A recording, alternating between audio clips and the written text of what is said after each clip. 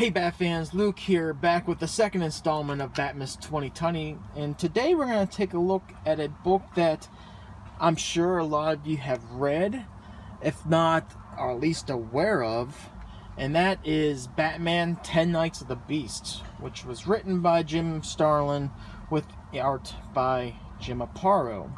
And this story was found in the pages of Batman issues 417 to 420, I believe. Yep, 417 to 420, released in 1988. And to really understand a lot of this story, it's kind of important to understand the context of the time period in which it was released. So this is 1988, okay?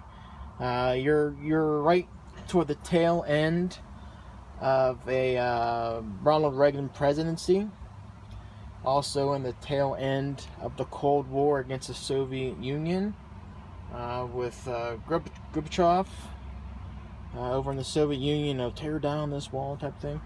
So understanding that as a backdrop is really important to understand the context of the story being told, because for the younger readers out there, if you kind of understand this, I think a lot of this is going to kind of lose its luster a little bit. So it's kind of important to understand the time period in which this was actually released.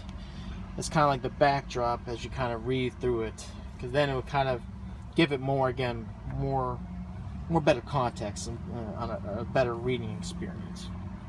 And in this story is actually the origin of the villain we all know as KG Beast, who was actually sort of like a weapon of this kind of underbelly of the Soviet Union known as the Hammer. The Hammer is kind of like the equivalent to what we would think of like our CIA type of thing.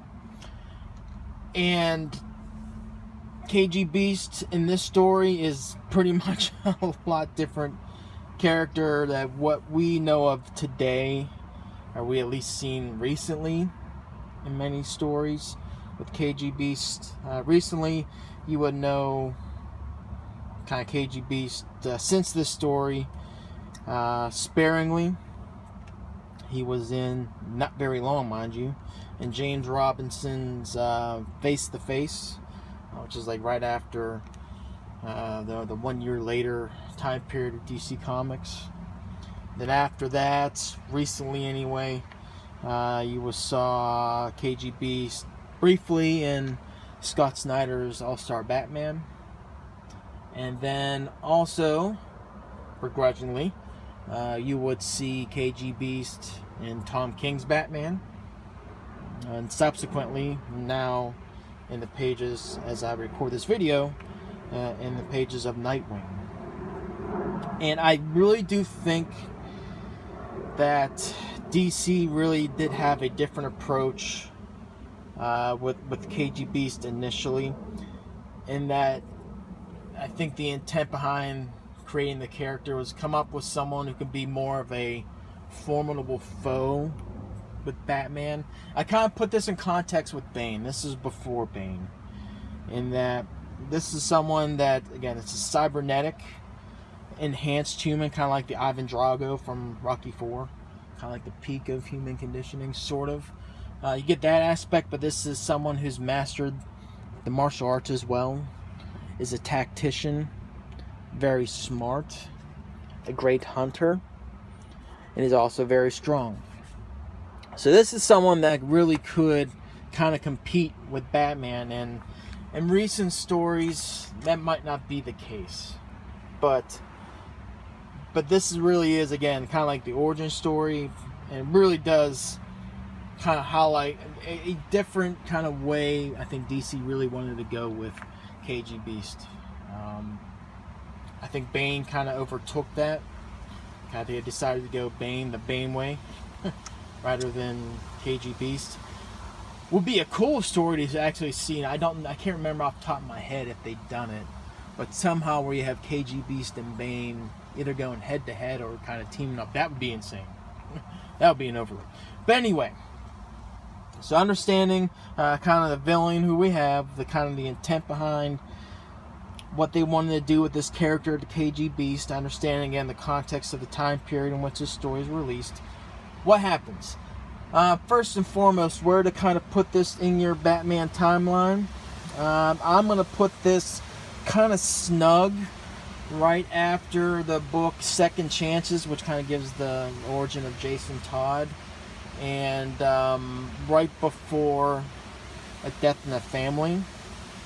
Being that we know this because this is Jason Todd as Robin in here, one of the very few trades that are out right now that actually has Jason Todd as Robin. So you kind of put it right snug in between there as far as where this kind of goes in your timeline. So basically what happens, as I mentioned before, again, this is kind of the U.S., Soviet Union, crunch, toward the tail end of the Cold War, and there was this organization, like I said before, that was called the Hammer. And the Hammer was ultimately going to be kind of excommunicated from the Soviet Union. So basically what happens, though, the leader of the Hammer actually commits suicide, but before doing so, unleashes the KG Beast to go to Gotham to stop this thing called the Star Wars Project. Now, what the Star Wars Project is, no, it's not the movie. Again, this kind of goes understanding the context of the time. It's kind of important to do so. Star Wars, if you're not aware, was basically a nuclear defense mechanism that the U.S. was kind of toying around with. In that, what would happen is if a nuclear warhead would be deployed, you would have these satellites in orbit that would shoot lasers down at the nuclear warheads, make them detonate before they actually hit their target. So basically, they're in the sky, you can detonate it. It's kind of a way, again, to shore up the defense against the nuclear threat.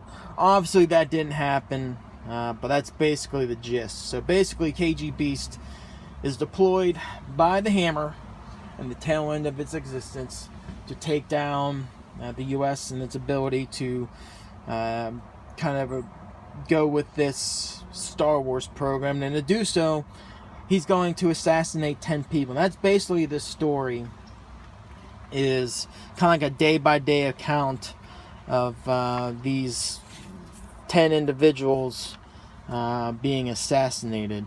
One of which, the prize, number 10, is actually President Reagan.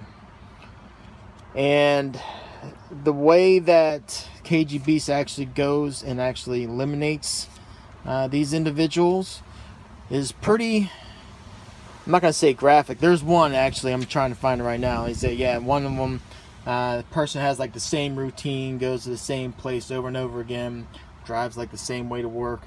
Actually, KG Beast sets up this tripwire, so as the person's riding home on their motorcycle, they actually trip the tripwire and beheads them, type of thing. There's another one where this person here, actually KG Beast kills him in his sleep. The one really just kind of shows you how much of a formidable threat this individual is for Batman. Is actually one of the targets is actually in a social event, like a fundraiser, and there's 80 people in the room, and he actually has this his kind of like a sidekick. It's kind of actually like an Iranian terrorist who's actually gonna destroy the great Satan and all that, and yada yada blah blah blah. But rather than just take out the one target in this group of 80 people attending this high-end fundraiser event, he just kills all 80 people in the room. So it kind of shows you the extent to which KG Beast is willing to make sure that he accomplishes his mission. And by damn, that means I'm going to kill 79 people to get to one individual. Hey, so be it.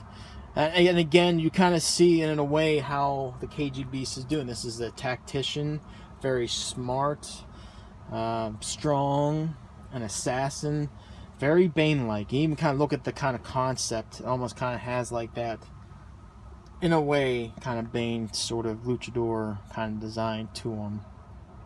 But you actually see throughout is that Batman is actually working with the CIA, the GCPD, as well as the FBI, begrudgingly toward the end. Initially, the FBI wants nothing to do with Batman in this, so you actually see the CIA and GCPD working together with Batman to take down this threat. And it appears that throughout here that KG Beast is like always one step ahead of Batman, who understands Batman finds out the list of 10 people that are identified for assassination. He's trying to save all these individuals, but again, it appears KG Beast is just one step ahead, and we actually find out there's actually kind of a mole within kind of like the alliance, the FBI, CIA, GCPD.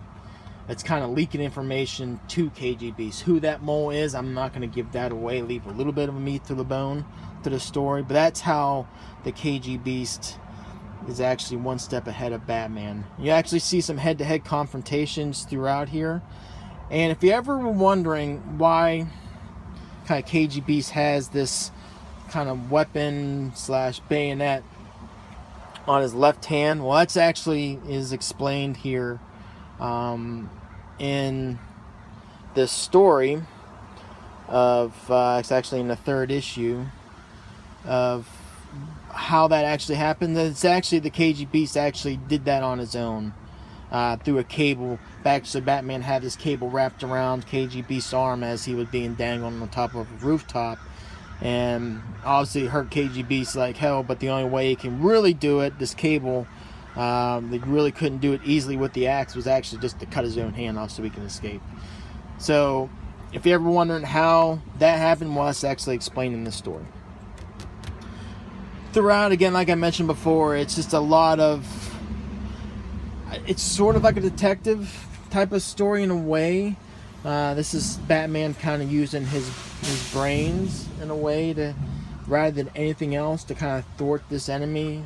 You do see some of the acrobatic kind of tactician as well, but a lot of it is this Batman kind of using, which I think is kind of criminally underestimated, is his cognitive ability, detective work, logic, reasoning, putting things together to kind of solve a case.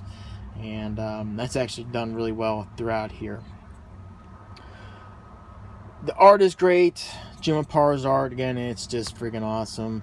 Starlin's storytelling throughout is great. There's 4 issues, but it's a very dense 4 issues. There's a lot of meat to the bone. It's not overly verbose, but there's a lot to say, and what's being said has meaning. Nothing is lost, and you actually get the feel of kind of dread that this KG Beast, this threat that he actually is to not only Batman, but really to the world. Is there a bad in this? Not a whole heck of a lot. This is actually the person, it kind of shows you again the type of person this is. Actually someone who actually created that kind of that weapon with the bayonet and the gun on the left hand for KGB. He actually just kills him, says, yeah, you're done. The only bad I would have with this story, and I kind of mentioned this before in that last video I did with Night Out, is there is a case here of the Batman Begins scenario. And if you're unfamiliar with that kind of that phrase, there's a part at the end of Batman Begins where Batman got Ra's al Ghul and Gotham on the subway, and as the subway's getting ready to fall from the tracks up in the sky, it kind of gives the, I'm not going to kill you, but I don't have to save you type of thing. Well, you actually see this, and this is actually how it kind of wraps up the story. The kind of like the crescendo, the final battle between the two actually leads them into the sewers, and Batman actually kind of tricks KG Beast into this one room where basically it's kind of like a trap where he can kind of get in, but he can't get out. Whereas KG Beast is kind of challenging him to this fight, saying, okay, well, this is where it is. This is where the final battle is going to be. Let's find out who's the better man. Let's go toe-to-toe. Batman kind of comes to the conclusion that, hey, you know what? I don't have to. Why sit there and fight you when I can just go ahead and just leave you here? And he actually leaves KG Beast here kind of trapped in this room. It's implied. So he can either die of starvation or dehydration. They have since kind of backtracked on this implication later in I believe it was in year 3. Good handful of issues later down the road in the publication history, but that's kind of like the only badness to me, is that, again, it's the implication of the whole I'm not going to kill you but I don't have to save you. At the end of the day, you're leaving him to die. Don't get it twisted. Which made me a little uneasy. Beyond that, though, this was just an awesome story, and if you haven't read it, I'm so excited for you to read this story for the first time, because it is really good. Understanding, again, keeping the context of the time it was published, and not really comparing to like the stories of today. This would be a fun story to read for the first time. I wish I could kind of capture that magic again. I'm going to give this a 4.75 out of 5. Again, the only reason I wouldn't give this closer to a 5 out of 5, believe it or not, is that whole Batman Begins scenario at the end, which kind of left me kind of uneasy a little bit. Not said directly, but it's implied, and you kind of get where they're going with it, even though it wasn't directly said. So 4.75 out of 5, definitely recommend it. Here becomes the issue, is how you actually going to get this story. This is an old one. This one's actually released in 1994, I believe. So it's over 20 years old. $5.95 US. I can tell you, if you're going to get this now, you're not going to pay $5.95 for it. In recent years, I have not seen this trade in any store, whether it be a comic book store or Barnes & Noble, Books A Million. I have not seen it. Is there other ways? Is it maybe collected in some other collection? Like I know they have a bunch of Aparo collections. I don't know if it's in there or not. But in trade format, physical print, hard to say if you're going to be able to get it, at least on the direct market, which leads you'll probably have to go to the eBay, and you're not going to pay $5.95 for it. You're going to pay probably 20-something bucks for it, if that. Single issues, they're out there. You can do it, but it's going to cost you in physical print anyway. I believe issue 3, I think I've seen that out there. That's actually the one where KG Beast actually loses his hand. I think I've seen that one up for like 20 bucks onto its own. So single issue print, you're going to probably pay 30 something bucks for it. It's available, they're out there, but you're going to pay. Digital, I have not seen this collected digitally, at least on DC's app or DC Universe or DC Infinite, whenever you watch this video, whatever the case may be. At this time right now, I have not seen it. But I'm willing to bet you can maybe get these individual issues digitally for a decent price per. So this might be the case where you might actually, if you're looking to read this relatively soon without paying probably a decent sum of money, digital might be the way to go. But I'm always going to say preferred reading experience is going to be the physical. Print, to me, reading on a phone or tablet just doesn't replicate the reading experience. But that's just me. Some other folks may disagree with that, and that is okay. But this might be the one time where I might say digitally might be the way to go if you're unable to get this easily or without paying an arm and a leg. But this is a good story that I think you have to read. So anyway, those are my thoughts. Hit me up in the comments below if you read this story. We'll bat chat and go from there. What do you think about the Batman Begins scenario at the end, like I kind of mentioned? Bat chat about that. And what's your thoughts on KG Beast? Love to bat chat about that as well. So anyway, until tomorrow's video, take care.